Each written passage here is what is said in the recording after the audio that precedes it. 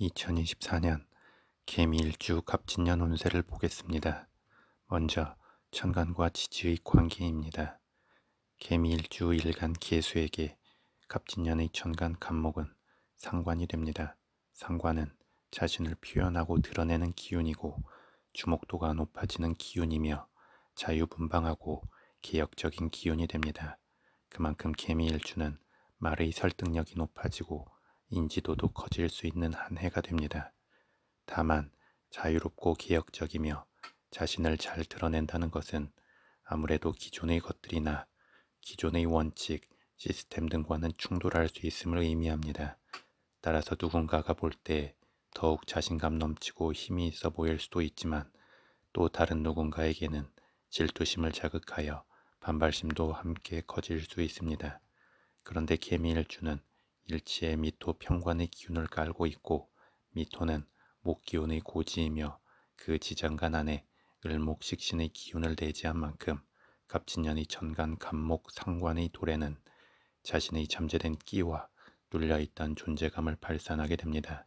다만 인성의 완충 없이 바로 평관에서 상관으로 기운이 흐르게 되면 본인 스스로나 주변에서 보기에 어색함이 있을 수 있습니다. 이는 주변 상황에 자신을 맞춰가는 게 우선이었던 사람이 갑자기 상황을 주도하려 하는 느낌처럼 보일 수 있습니다. 따라서 개미일주는 갑진년에 말과 행동을 할 때 한번 깊게 심호흡을 하면서 한 템포 쉬고 나아가는 느낌을 견지하면 좋습니다. 그러면 큰 충돌 없이 자신의 존재감을 알리고 활동의 영역을 넓힐 수 있는 발판을 마련하게 될 것입니다. 다음 개미일주 일간 개수에게 갑진년의 지지인 진토는 정관이 됩니다. 정관은 예측 가능한 압박과 책임의 무게가 됩니다. 그런 만큼 책임의 무게가 주어지게 되면서 승진운이 커질 수 있습니다. 또한 진토 정관의 기운은 개미일주 여자에게 있어 결혼의 기운이기도 하기 때문에 갑진년 하반기에 연애나 결혼의 기운도 커지게 됩니다. 다만 갑진년은 서로 상반되는 상관과 정관의 기운이 함께 작용하는 한 해가 되기 때문에 감정적이고 이기적인 모습을 보이다가 원칙적이고 이타적인 모습으로 반전이 됩니다. 또한 지지에서 편관과 정관의 작용으로 관성 혼잡이 더해지게 됩니다. 이러면 일관성이 떨어져 보일 수 있기 때문에 개미일주는 너무 감정적이거나 너무 원칙적이기보다 합리적이고 조화로우며 주변과 타협하고 함께 이득을 볼 수 있는 접점을 찾아서 움직이려 하면 좋습니다. 그러면 충돌하여 오락가락 작용할 수 있는 두 기운이 자연스럽게 균형점을 찾고 적절히 본인의 영역도 넓히면서 자신의 입지도 굳히게 될 것입니다. 더불어 갑진년의 진토는 수기운의 고지이고 진토의 지장간 안에는 개미일주 일간 개수의 기운도 들어있는 만큼 일간 개수에게는 관성의 기운이지만 부담스럽기보다는 오히려 안정적 울타리를 쳐주는 느낌이 될 수 있습니다. 특히 갑진년의 지지인 진토는 천간 갑목의 압박을 받기 때문에 마치 충이 되는 것처럼 진토의 잠재된 기운들이 활성화될 수 있을 것입니다. 또한 진토의 지장간 안에 있는 무토는 일간 개수와 암합하여 화기운의 재성을 불러오는 만큼 진토 또한 천간 갑목 상관의 기운을 재성의 기운을 거쳐 관성의 기운으로 자연스럽게 연결하여 받게 됩니다. 다만 식상과 관성의 충돌이 잘 완충되고 연결될 수 있는 가능성이 있는 한 해인 것이지 무조건 충돌이 없는 것은 아니기 때문에 본인 스스로 식상과 관성의 기운이 빠르게 반응하도록 놔두기보다 서서히 조화로움을 찾도록 기다리는 여유가 필요합니다. 다음 개미일주 일지미토는 여름에서 가을로 넘어가는 기운이고 목기운의 고지입니다.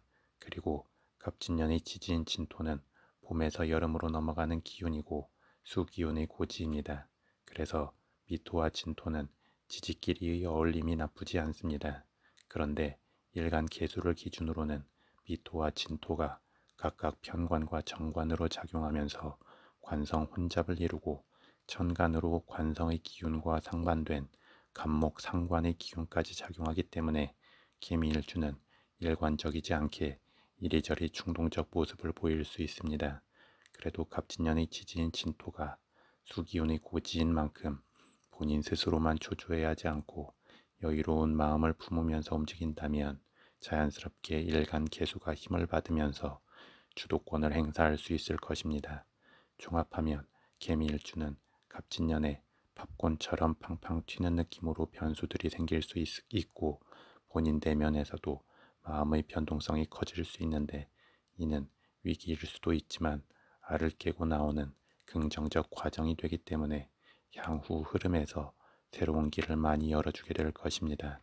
다만 변동성에 너무 기준 없이 휘둘리게 되면 몸과 마음의 피곤함에 비해 그 성과가 약하거나 손해만 볼 수 있기 때문에 너무 조급하고 직선적으로 움직이기보다 여유를 가지고 상황을 지켜보면서 마치 넝쿨 식물이 큰 나무를 말아 올라가듯이 서서히 돌면서 나아가면 좋을 것입니다. 더불어 너무 큰 비약적 행보를 하는 것은 자제하는 게 좋고 기존의 느낌을 유지하는 중에 조금씩 변화를 주면서 주도권을 잃지 않으면 좋습니다. 다음 신살의 작용을 보겠습니다.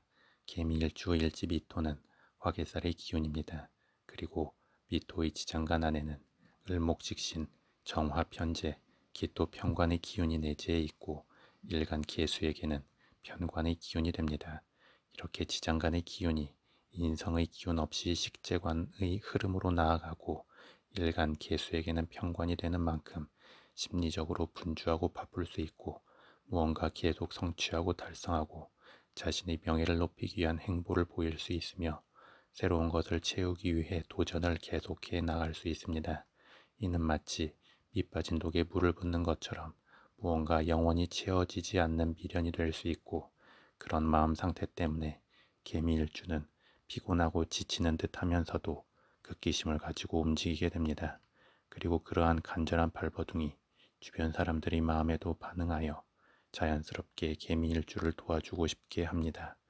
하지만 개미일주는 속으로는 힘들고 피곤하더라도 겉에서는 독립적이고 강한 느낌으로 보여지기를 원하게 되는데 이는 개미일주가 명예롭고 싶어하는 마음 때문이기도 합니다. 다만 너무 강하게 버티려 하다 보면 끝에서 결국 버티지 못하게 됐을 때 극단적 반전이 생기기도 하기 때문에 개미일주는 미리미리 일부에서라도 자신의 약함과 부족함을 드러내는 것이 좋고 앞서 몸과 마음의 경직성을 풀어주고 쉬는 게 좋습니다. 이러한 개미일주에게 갑진년에는 진토 화개살의 기운이 도래합니다.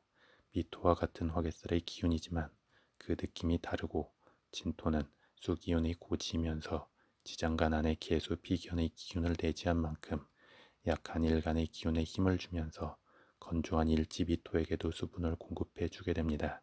이는 좀 더 마음의 여유를 가지고 자신의 입지를 공고히 할 수 있도록 돕습니다.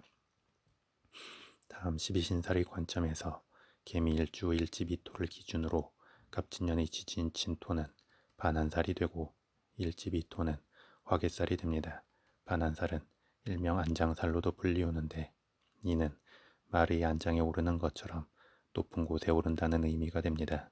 그리고 이 반한살은 12운 성론의 흐름에서 쇠에 비유되는 것처럼 12지지의 흐름에서 정점에 이른 장성살의 다음 흐름의 기운이 됩니다. 이는 정점에 이르렀던 강한 힘에 대한 여운은 남아있으면서 주변의 견제를 피할 수 있는 한 발짝 뒤로 물러난 상태가 됩니다. 그래서 12신살에서는 이 반한살의 기운을 12운 성론의 건록이나 천을기인 만큼 좋은 기운으로 보기도 합니다. 다만 모든 살은 양날의 칼인 만큼 반한살의 기운도 높은 위치에 오른 상태이기 때문에 그 위치에 따른 여유와 힘을 가질 수도 있지만 과시욕이 생기고 허세를 부리게 될 수도 있습니다. 더불어 개미일주에게 갑진년의 반한살의 기운인 진토는 일지인 미토 화개살의 기운에 잠재된 기운을 통해 힘을 받기도 하고 화개살의 기운을 자연스럽게 이끌어내기도 합니다. 다만 일간 개수에게 관성의 기운인 지지의 두 기운 간의 조화로움은 개수를 강하게 보호하기도 하지만 그 흐름을 막기도 합니다. 그런데 갑진년의 천간으로 간목 상관이 작용하는 만큼 전체적인 조화를 찾자면 자신의 기존 흐름을 완전히 깨부수고 새롭게 나아가려 하기보다 큰 틀의 울타리 안에서 새로움을 도모하려는 타협의 자세가 필요합니다. 마지막으로 12운성론의 관점에서 보겠습니다. 개미일주는 12운성론의 관점에서 일간 개수를 기준으로 일지 미토가 묘의 기운이 됩니다. 묘는 실제 묘지에 갇히는 것은 아니고 마치 묘지에 갇힌 듯한 느낌의 심리 상태를 갖습니다. 이는 완고함으로 작용하기도 하고 자신의 공간을 지켜야 하기에 방어적이고 안전주의적 특성을 보이기도 합니다. 또한 그 안에서 자급자족을 해야 하기에 치밀하고 계산적일 수 있고 자신의 것을 빼앗기는 것에 대한 거부감이 크며 소유한 것에 대한 집착이 강할 수 있습니다. 그런데 또 이렇게 갇힌 기운은 다시금 자신의 기운을 쏟아낼 수 있는 그러한 기운을 기다리게 됩니다. 이러한 개미일주의 묘의 기운에 대해 갑진년에는 일간 개수를 기준으로 양의 기운이 도래합니다. 양의 기운은 엄마의 뱃속에서 신체 발현은 다 됐지만 아직 세상에 나오지 않은 전 단계가 됩니다. 그만큼 잠재적 기운이 큰 상태이기도 하지만 또 편안한 엄마 뱃속에서 안주하는 느낌이 되기도 합니다. 따라서 양의 기운은 강하게 외부적 이끌림을 받거나 자극과 압박을 받을 때 그 잠재적 기운이 긍정적으로 깨어날 수 있습니다. 더불어 이 진토 양의 기운은 일간 개수에게는 정관이 되기 때문에 어떤 틀과 울타리 안으로 들어가서 자기만의 세계를 구축하는 느낌이 있습니다. 따라서 개미일주의 묘의 기운이 갑진년의 양의 기운을 만나는 것은 서로가 어떤 공통의 방향으로 힘을 합치는 것도 아니고 하나가 다른 하나를 확실히 이끄는 것도 아닙니다. 이는 각자의 영역에서 정체되어 자기 세상을 유지하는 느낌이고 어떤 간섭이나 방해를 받고 싶지 않은 느낌이 됩니다. 그만큼 일간 개수에게는 에너지가 축적되는 느낌이기는 하지만 확실하게 지지의 힘을 받아서 앞으로 뻗어나가는 느낌은 아닙니다. 따라서 마음으로 품은 이상은 커지지만 실제적 움직임은 약할 수 있는 면이 있습니다. 그런데 다행히 갑진년이 천간으로 갑목 상관의 기운이 위치하면서 역동적 움직임의 물꼬를 트게 됩니다. 다만 멈춤과 흐름에 있어 중간의 과정에 해당하는 기운이 약한 만큼 덜컹거림이 생길 수 있고 갈까 말까의 변덕심이 더해질 수 있습니다.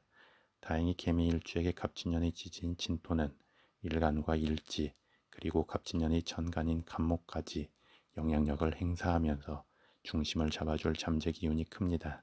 그런 만큼 개미일주는 조급해하거나 뜬금없이 앞서가지 말고 잘할 수 있다, 잘 될 수 있다는 마음으로 여유와 자부심을 품으며 한 해를 보내면 좋을 것입니다.